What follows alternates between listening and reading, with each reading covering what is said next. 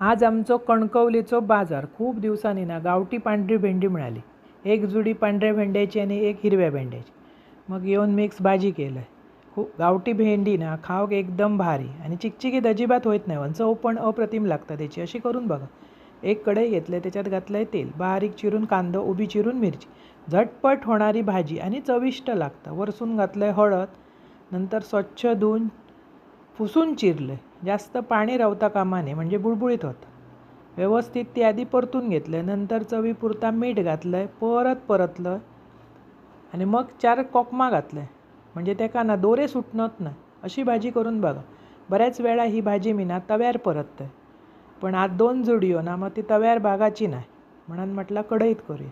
व्यवस्थित परतून मग घातलंय खोबरं, नंतर गरमागरम चपाती आणि त्याच्यात भेंडीची भाजी। खूप दिवस गावठीची मिळाक नाही होती, त्यामुळे म्हटलं आज नाश्त्याकच करूया।